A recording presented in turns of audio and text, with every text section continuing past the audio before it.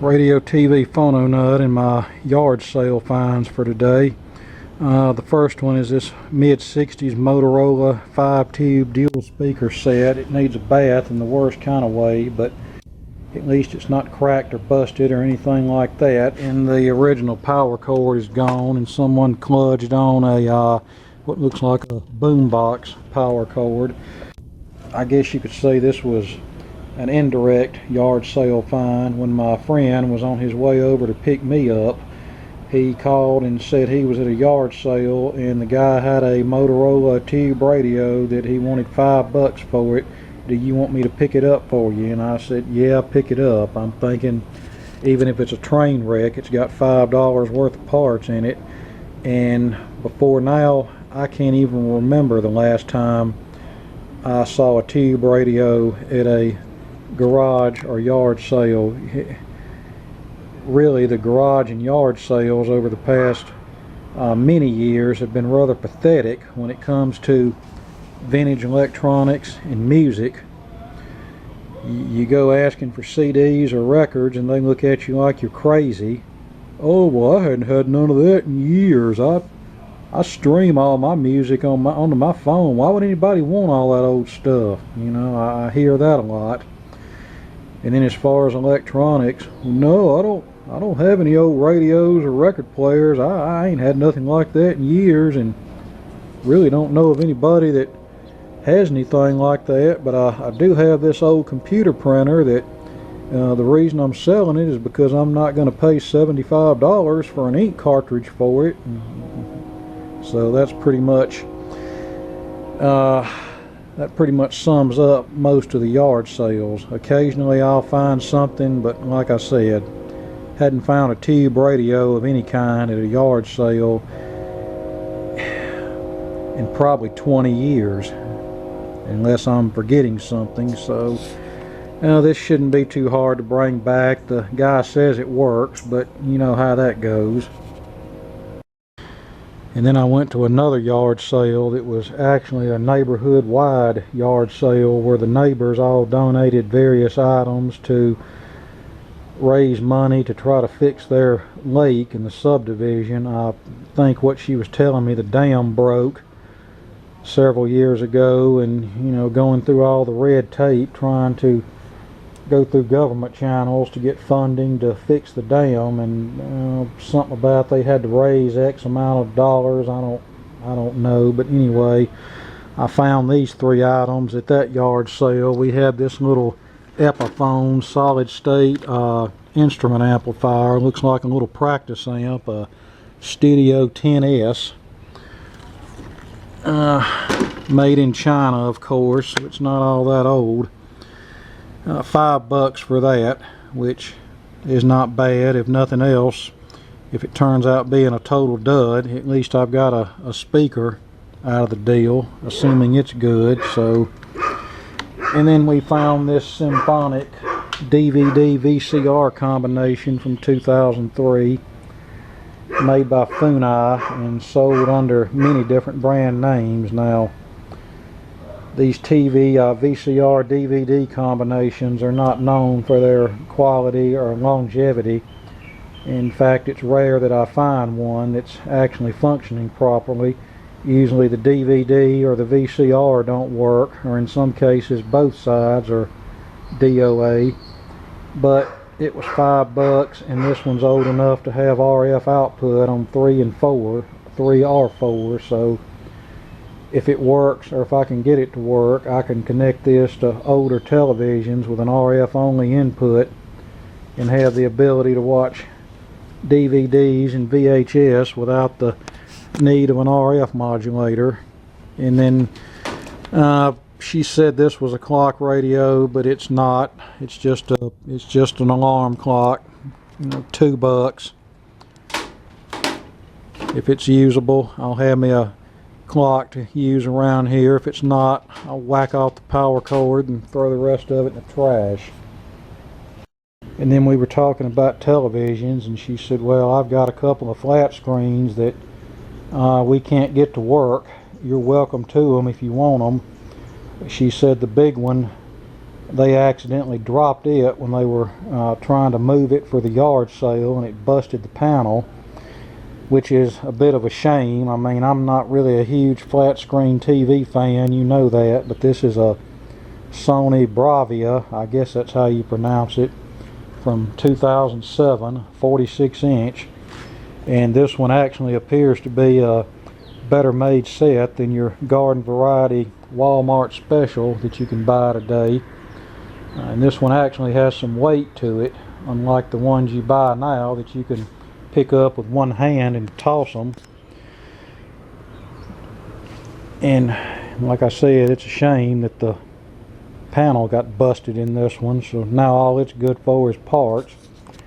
But back in 2007, these things were still rather pricey and they were built better. Today they're just built to a price point and they're not designed to last or to be repaired. You know, you go to Walmart today and buy a 46 inch TV for $200 and use it for 2 or 3 or 4 years, and when it dies you just throw it in the garbage and buy another one. So no stand, unfortunately. And then the second TV that she gave me was this 19 inch AOC flat screen, and this one also looks to be an older model. There's a date code on it that I'm really not sure how to decipher, but I'm thinking it's also from around 2007. She said they couldn't get it to come on either. This one was already inside of their trash can, and as you can see, it's got some white specks on the screen here. I don't know if I can get those off. Well, I brought it home, and after some fiddling I got it to come on, so I don't know whether that was just a case of operator error or whether we've got a capacitor that's borderline and hasn't completely failed yet, but you know, maybe causing intermittent power up. Unfortunately, no stand on this one either, but we do have the remote, and it actually has a decent picture on it.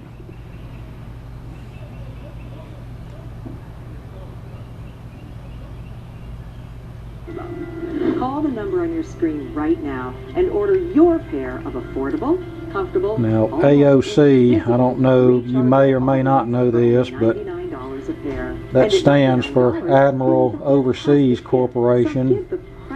I think they were based out of Taiwan and was started by the U.S. Admiral Corporation sometime in the mid-60s to serve as a Taiwanese production line for Admiral products. Well, I think in 1979, Rockwell, who owned U.S. Admiral, shuttered Admiral's TV and electronics division, but the AOC company out of Taiwan continued to operate. The early AOC sets were pretty good, but then they went to crap too, especially the flyback transformers in them. They like to blow up after 2 or 3 years of use, and there were very few generic replacements available. I junked a good many AOC sets because I could not get a generic flyback, and the AOC original was either no longer available or cost more than what the television was worth. But choose not to wear one. Now, maybe your mom or dad. I'll try to get on eBay and try to find a stand for this. This is not something that I could really sell, especially if I can't get those marks off the screen, but it would make a good shop TV. There is a solution. One of the things about these older flat screens is they use CCFL, or compact fluorescent backlights, rather than the LEDs that are used on more modern TVs. The fluorescent backlights seem to be a lot more reliable than what you see on the LED sets. I've seen a lot of LED sets that didn't even make it to a couple of years before the LED strips died in them, and like I already said, as cheap as these TVs are, it's just really not worth it to tear one down to the point of replacing the LED strips and the expense involved. comfortable, In fact, almost someone on invisible, Facebook showed a reassuring picture of to some audience for only brand new TVs on $99. display in Walmart, and the LED strips were already turning purple on those, and these were brand new TVs on display that had never been sold yet. So yeah, that don't say much for these new TVs, does it? You can try them Now, as far as this Sony, and if you're not I'm just going to pull the boards out of it and throw the rest of it out. They originally had, I think, 30 bucks on the big Sony. That's before they broke it. And they had $10 on this little TV. And sadly, in today's world, even had they not broken the Sony, they would have probably been hard pressed to get 30 bucks for it, unless somebody just wanted it to put in a kid's room, or just didn't have a lot of money, because nowadays most people want the latest and the greatest smart TVs, and they want it for nothing. They don't want these older sets. So there you go. Alright, the guy said the Motorola worked. Let's see if we can get any signs of life out of it. And I wouldn't be surprised if it does work, because Motorola generally used high quality components in their products built during this time period. And one other aspect in this schedule making the NFL, now that they're absolutely tied to one network. I got a little minor filter capacitor hum, but schedule. I mean, we're 7 for satellite issue. Your final time cue will be with 15 seconds until air mark. 15 seconds until.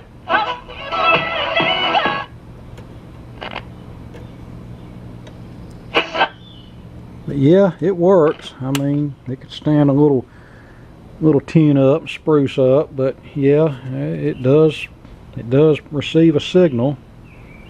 And the little clock seems to work. You can't see it too good out here in the daylight, but it is operational. Alright, let's see what the little China phone Studio 10S does. And we have power.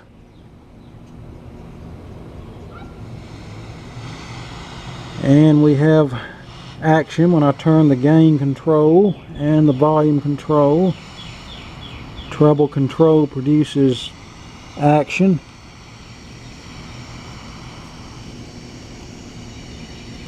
Yeah, I think this is probably okay. These usually don't give a lot of trouble. I keep hoping I'll run up on a tube guitar amplifier at a yard sale for a reasonable price, but so far that hasn't happened. Well, I take that back.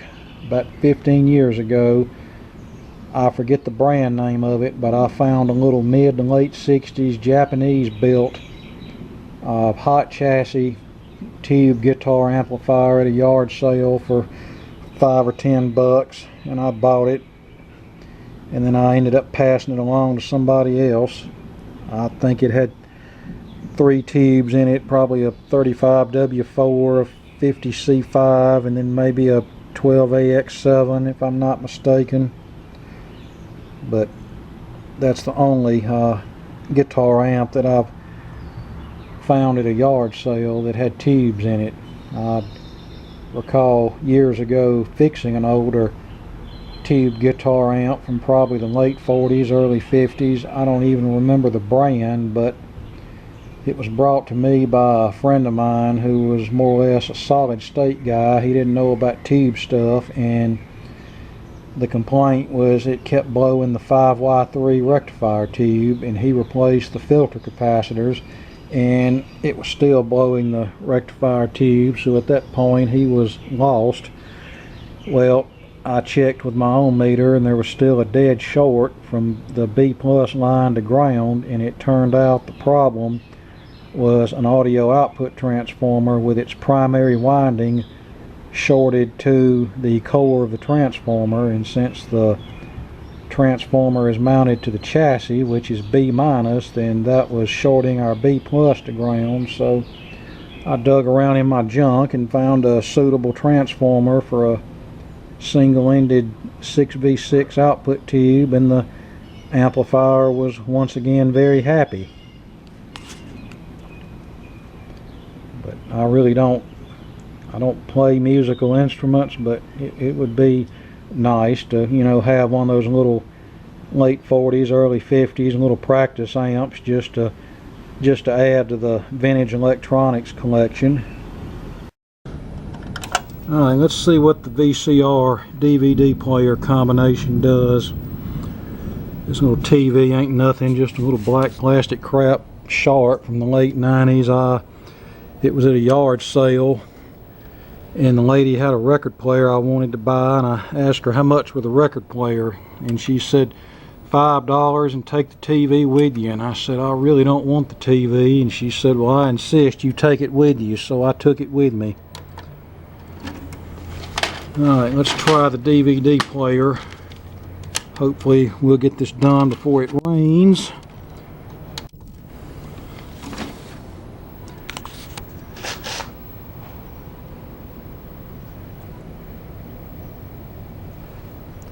And I don't know what, maybe, okay, now you got to push that button to move us over to the DVD side. Let's see if it'll recognize it. I'm betting if I was a betting person, this thing is probably not going to be fully functional. That's probably the reason somebody got rid of it, and this doesn't look too promising. I hear it making clicky sounds and clicky sounds and clicky sounds and not doing anything. And that's really what I was hoping would work, since this has an RF output on it, but it's not doing nothing. It's just sitting there making clicky clicky clicky noises and nothing happening. Oh shit. Excuse my French there. I was the bottom was starting to kind of fall out a little bit, and I was trying to scramble to get this stuff moved before it Alright, so we're getting a disk error message on the DVD, so that's going to need to be addressed. Like I said, usually when you find these combination units for sale at a yard sale, there's a reason they're for sale, and that's because something don't work on them. Like I said, it's rare that I find one of these that actually works as it should. Alright, let's just go ahead and get the disc out. We know it's not gonna work. Maybe if I'm lucky all it needs is a cleaning, but most likely it's got a laser pickup that's crapped out. Now let's try to flip it over to the VCR side and see if that'll work. Alright, switch over. Well, it might if I press the right button.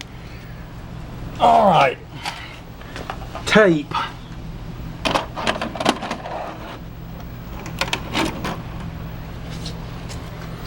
Alright, now let's rewind it wherever the rewind button is on this thing.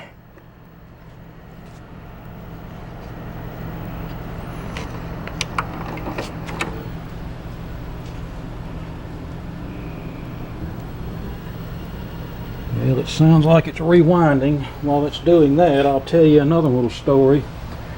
There's a thrift store in town, but I guess I better get the dog in first, because it's starting to rain a little more and the wind's starting to blow. But anyway, there's a thrift store in town, and it's one of these preacher ran thrift stores. Now, I don't have a thing against preacher ran thrift stores as long as they're on the up and up, as long as they're actually taking the money to help those who really need it, instead of taking the money for them to live off of themselves. Now, I don't go along with that one bit. But anyway, a while back, me and my friend went in this thrift store, and he's always looking for CDs, and he found a pile of CDs out on the sales floor, and he was proceeding to look through them, and the dude in charge semi-rudely told him, leave those alone, I have not gone through them yet, I don't want you looking through those. And I told my friend when we got out of there, I said, that's code for I've got to go through them and pick out the good stuff and take home with me, and then I'll put the crap out that nobody wants on the sales floor where it'll just sit for the next 10 years. Well, today we went in there, and amongst all of the the black plastic crap and the silver plastic crap and the one Zenith 1990s console TV that most likely had a bad picture tube. I found a little 12-inch Emerson black and white from 1988, and I picked it up and I asked the lady, how much is this? And she said, you'll have to take it up to the man at the register. And as I was walking up there with it, he said, oh, that TV's not for sale. That's what we use to pick up radio stations. Well, I call BS on that story because I've been working on TVs for 35 years, and the only radio station he might possibly pick up on that TV is 88.1, and that's only if the fine tuning on channel 6 has enough range to do it. So then he proceeded to plug the TV in and was going to show me what he could pick up on it, and of course he wasn't picking up any kind of legible radio or TV stations, but you know, he had it in his head that he was. Actually, what I think the real deal was, oh, well, that's an old TV, I can put that online and I'll make big bucks off of it, but I've got to tell him some cock and bull story to make it sound like there's a reason we're hanging on to that. Well, you know, I may let you think that you got one over on me, but I'm not as stupid as he obviously thinks I am, and it will be a cold day in hell before I ever go back in that thrift store again. In my mind, if you're on the up and up, you know, whatever's donated to you, you sell it for whatever you can get out of it, and you help who you're supposed to be helping. And if the stuff wasn't for sale, then it should not have been on the sales floor, plain and simple. It should have been locked up in the back somewhere, but he can keep his junk. Alright, this thing shut off. Let's turn it back on. I don't know, this may have a auto shut off at the end of rewind. Okay, let's put it back in and let us find the play button.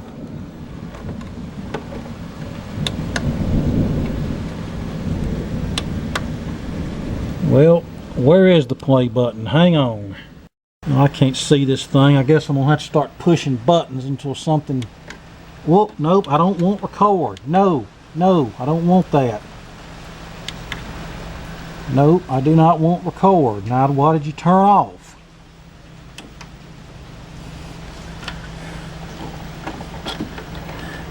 I do remember the mode switches in these Funai transports getting funky and causing all kind of problems. Alright, is this the play button? It's the play button for DVD. Let's see if it works for VHS too. Well, if it does work for VHS, ain't nothing happening when I press it, so this thing is obviously dead on both sides, so it's probably a case where the DVD died first and they kept using the VCR, and then it died, so then it went to the yard sale. And it's another case where people think that just because something powers up then it works, because when I found it at the yard sale, she said, well, let's plug it in and see if it works. And we plugged it up and the light come on and the DVD tray kicked out. So she was like, well, it looks like it works. And I'm like, well, not necessarily. You know, we really won't know that without hooking it up to something. But I said, for $5 I'll take a chance on it. So that's what I did. And it looks like we have a dud. So let's get our tape out before this thing decides it wants to eat it. And when I push the button, it just cut off.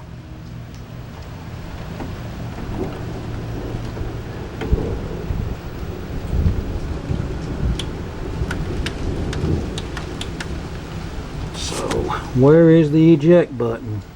I think this is one of those that's got a, oh, now that's the play button.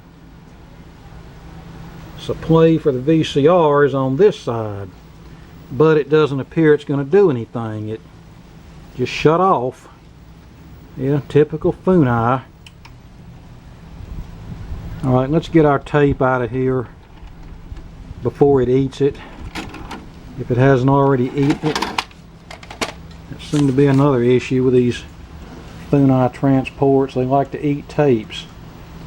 I remember buying one of the last standalone Funai built VCRs. I think I paid $29.95 for it, and it lasted about a month, and then it started randomly shutting off in the middle of a tape. And then whenever it ate one of my tapes, that's when I threw it in the trash, and that was the end of it. Now, starting in around 2007 is when they started removing the tuners from these types of machines, because at that point in time is when the government required any device that would normally have a tuner to be equipped with a ATSC digital tuner as well as an NTSC standard tuner. Well, these VCR manufacturers, which by that time Funai was basically the only one, well, they figured that if they put the digital tuner in it, that would jump the cost of the machine up to more than what the customer was probably going to pay, so they just did away with the tuner completely. You know, just no tuner at all, just AV in, AV out, and that was it. But like I said, I wanted this one because it has RF out. I just hope I can get it functioning, which that'll be the subject for another video. But so yeah, that was my yard sale junk for today. Nothing really overly exciting, but some stuff to play around with anyway. And we'll open this up one day and work on it, but I do know these Funai made jobs, they're a pain in the butt to service because they really weren't meant to be serviced. The last one I fixed for somebody, they had snapped off the RF connector, and it was quite a labor-intensive process to fix it, but I fixed it for them and they were happy with it. So, and I'll tell you something else that baffles me. I see these combination units online and people actually paying $50 and $75 for them. Now, once again, that's just a sign of laziness and impatience, because you do not have to pay $50 or $75 for something like this. If you get out and go to a few yard sales and estate sales, I guarantee you that before long you'll find one of these things that may or may not work, but the one you paid $75 for on eBay may or may not work either. It's just like these little TVs like this. I've actually seen these advertised on eBay as a retro gaming TV for some ludicrous price, and I've looked at completed listings and seen where some of these clowns have actually bought these sets for ludicrous prices. Once again, laziness and impatience. Gotta have it now, and I got more money than I know what to do with, so let's click the button. When pretty much anywhere in America, all you got to do is get out and do a little looking, go to a few thrift stores, go to an estate sale, go to some yard sales. I guarantee you can find TVs like this for little or nothing. You don't have to get on eBay and pay $85, $100, $125 for one. Heck, if I could get $100 for something like this, I'd still drag them home on a regular basis. But that's the reason I quit dragging them home, because the last ones I had, I had a hard time even giving them away. You know, I've got a few that I've brought home over the years that I was in a good mood and the people offered them to me, so I just took them. But as a rule, I generally don't bring these black plastic crap sets home. So there you go. So you've seen my latest yard sale finds. Maybe one day we'll do some in-depth videos on the repair of this stuff, or repair attempts, as will probably be the case with this VCR thingy here. And so there you go. This AOC, if I can get those white spots off the screen, I might try to get on eBay and find a stand if I can find one that's not too expensive, but I'm not going to invest much in that. And if I buy a stand, then I'm pretty much guaranteeing I'm going to keep the TV, because what I would spend for a stand would probably be as much, if not more, than what I could get out of the set. I know a few years ago somebody gave me an LG little 19-inch set like this that had the stand, had the remote, was in perfect condition. I tried to sell it on Facebook for the longest time for 20 bucks, and I finally got pissed off and just carried it with me to one of the flea markets and said, here, take it, do what you want to with it. Use it, give it away, sell it, just take it off my hands. I'm tired of looking at it. So there you go. You know, back on the subject of thrift stores and rummage sales and that sort of thing, a couple of weeks ago a local church had a rummage sale to raise money for their youth group, and all the items were, I think, mostly donated by the church members, and nothing was priced. It was strictly by donation only. You pick out something you want, you give us whatever you think it's worth to you, and you own it. And that's probably a good way to do it, because that way the church gets something for their fund, and somebody who may not can afford to buy a new item, who needs something, can make a donation and get the item for a price that they can comfortably live with. And that's the way the thrift stores used to be. Might not necessarily have been on a donation, whatever you want to give for it basis, but the prices were more reasonable.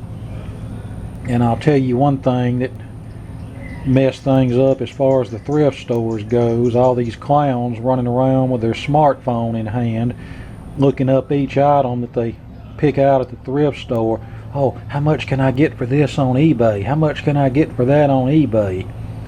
And that's just a case of these clowns that have watched too much American Pickers and Pawn Stars and Storage Wars, and now they think they're some kind of antiques and collectibles expert, and the thrift stores have caught on to that. So that's one reason why we're seeing all these jacked up prices at thrift stores, because they're now doing the same thing, looking up everything online and then pricing accordingly. But one thing they fail to realize is that what something sells for locally at a thrift store is generally vastly different than what something sells for on eBay or whatever. I don't claim to be a vintage electronics expert by any sense of the word, but when I'm going to sales looking for stuff, I don't need a smartphone in hand to know that if what I'm looking at is priced fairly or not. I know enough about this stuff to know, is this a bargain or is this way too much money? And generally speaking, I'm also not buying to resell. I'm buying stuff because I want it, although sometimes I resell stuff, usually just to try to get my investment back. But as far as that episode with the TV at the thrift store today, the little black and white TV, I'd have felt better about it if he'd have just told me up front, no, that's not for sale here. It shouldn't have even been put out here. I'm going to sell that online. You know, at least he'd have been honest with me. But telling me some crap about using the TV to pick up radio stations, that bull crap don't hold water with me, and I don't appreciate my intelligence being insulted. You know, he obviously thought I was some moron, but I've actually been probably working on TVs for, well, he was probably very young when I started working on TVs, so he can pull his bullcrap line on somebody else. And it's stuff just such as that.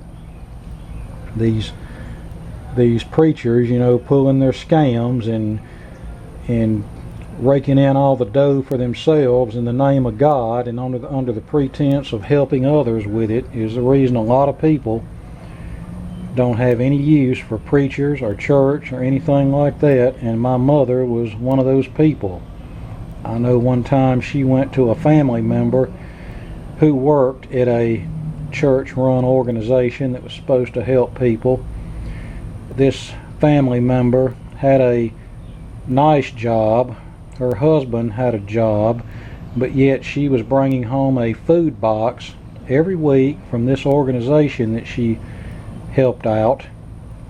Well, my mother went to this family member to try to get some help for somebody she knew that legitimately needed it, and this family member put my mother through the ringer. Oh, she's going to have to come in and fill out an application. She's going to have to come in and do this. She's going to have to do that. And my mother said, well, that ain't happening. And my mother pretty much told her, look, if I come here telling you that somebody I know needs help, then they need help. That's all you need to know. And I believe my mother ended up telling her, and I hope your fat ass chokes on the next food box that you bring home that you're not deserving of. And their reply to that was, well, that's one of the perks of being a Christian.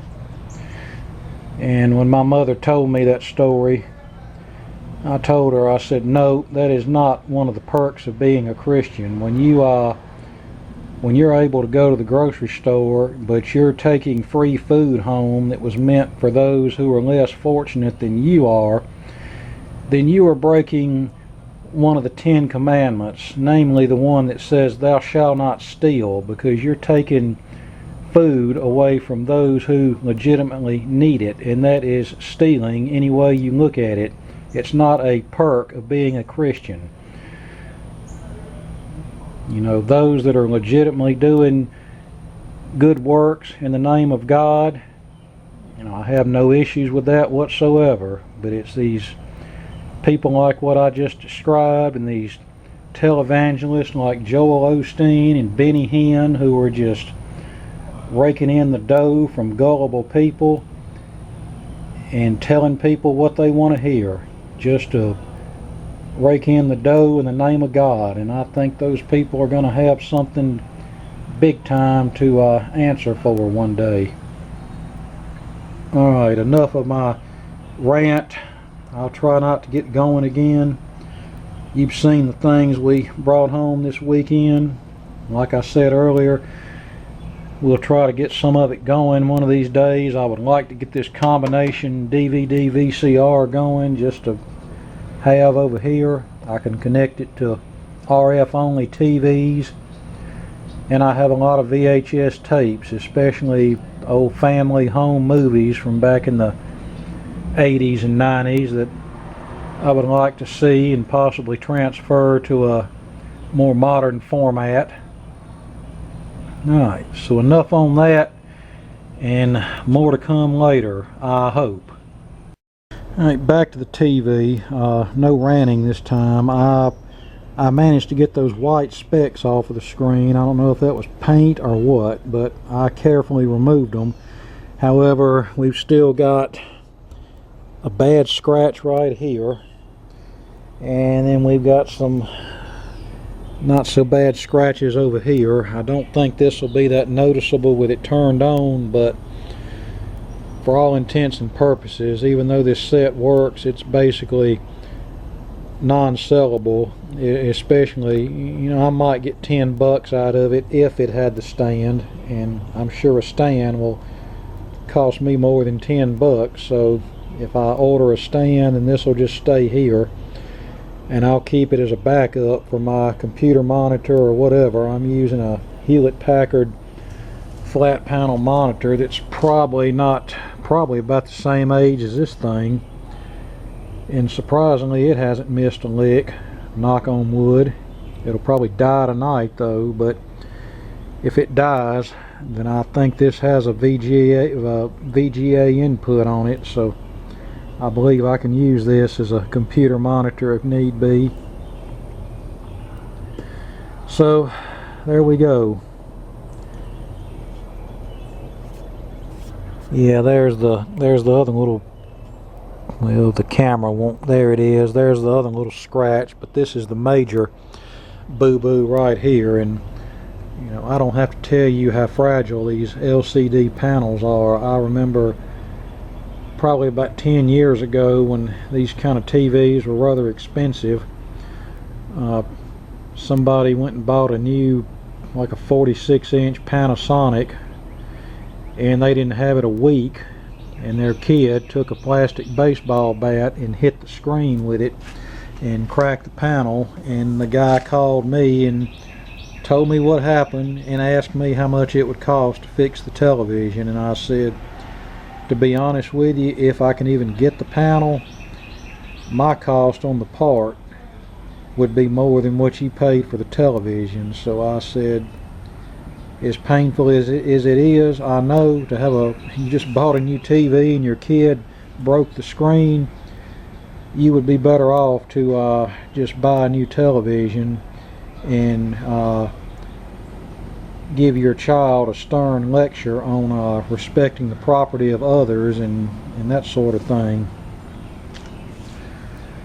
I know whenever I was in daycare at a Baptist church kindergarten, we were doing an arts and crafts project that involved paint, and whenever we got through, I was too impatient to wait my turn at the bathroom sink, so I walked over and rubbed my paint-covered hands on the bathroom wall, and the next thing I knew, one of the instructors had thrown me over her lap and was tanning my behind, and then my parents were called, and then I got another second helping of a butt warming when I got home, followed by a stern lecture on respecting the property of others. And then my mother offered to pay to have the bathroom repainted, to which they declined. They said, no, we understand things happen, but I can promise you after that I never intentionally defaced anybody else's property again. And that's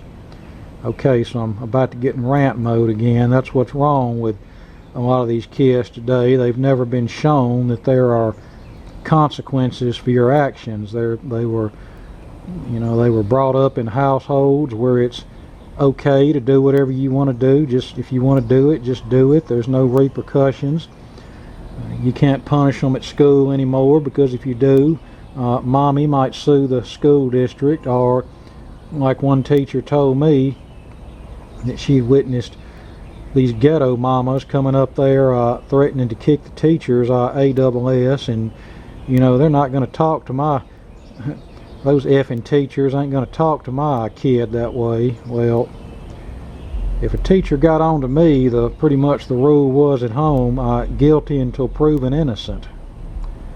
And about the only time I remember my mother bucking a teacher over punishment for me is when one person in the class misbehaved at a school assembly, and the whole class got punished for one person acting out of line. And I think we had to write 500 sentences or something. I was in about the 4th or 5th grade, and my mother went up there and she asked the teacher, did my son misbehave? Oh no ma'am, your son's always very well behaved. I wished every kid in my class was as polite and well behaved as your son is. And mama said, well, okay, enough said. My son will not be writing you 500 sentences. You take that up with whoever acted out of line. You don't punish the whole class for something that one student did. Alright, I promise I'm through. Until next time, have a good night, a good day, a good weekend. Happy Mother's Day to all the moms out there, and we'll try to get back into some repair stuff a little bit later.